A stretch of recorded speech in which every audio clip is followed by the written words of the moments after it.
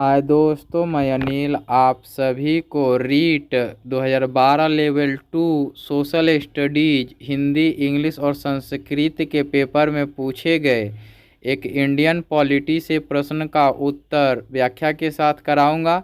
रीट का मीनिंग होता है Rajasthan eligibility examination for teacher, है ना। तो आइए प्रश्न देख लेते हैं।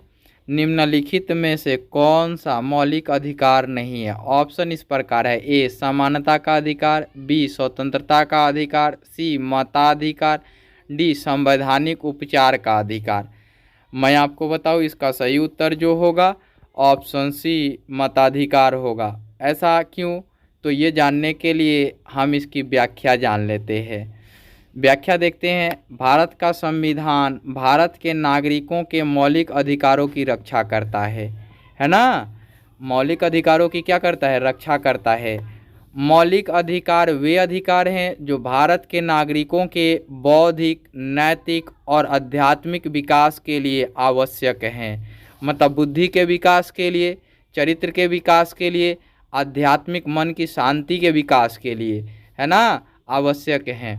वे संविधान के भाग 3 में अनुच्छेद 12 से 35 में निहित हैं। कौन?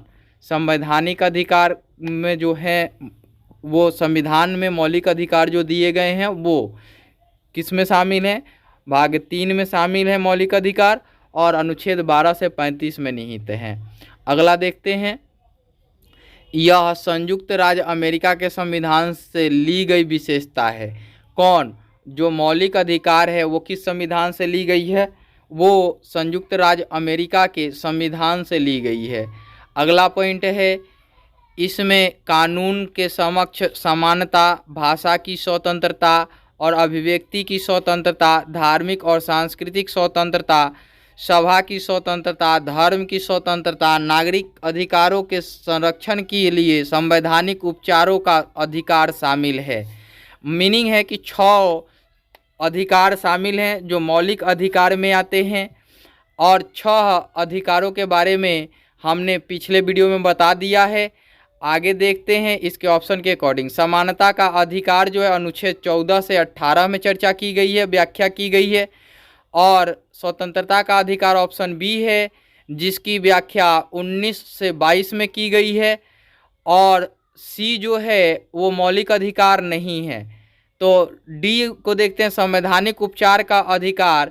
संवैधानिक उपचार का अधिकार जो है वो अनुच्छेद 32 से 35 तक में शामिल है। और मैं आपको बताऊं कि ये जो अनुच्छेद 32 है सुप्रीम कोर्ट के लिए है ना, और वो हाई कोर्ट के लिए हमने पिछले वीडियो में बताया है। इस वीडियो में मैं आपका कमेंट चाहता हूं कि इसका उत्तर क्या होगा। क्यों ऐसा कर रहा हूं? ताकि आप सभी बताएंगे तो हमें ऐसा मालूम पड़ेगा कि आप वीडियो को पूरे अंत तक एकदम ध्यान से सुनते हैं और समझने का प्रयास करते हैं। अगला पॉइंट इसमें देख लेते हैं। ऑप्शन सी के बारे में चर्चा कर लेते हैं। भारतीय संविधान के अनुच्छेद 326 के तहत एक सार्वभौमिक वयस्क मताधिकार प्राप्त है। मताधिकार प्राप्त होने का यानी कि मत देने का अधिकार प्राप्त है जो भारतीय संविधान के अनुच्छेद 326 में निहित हैं।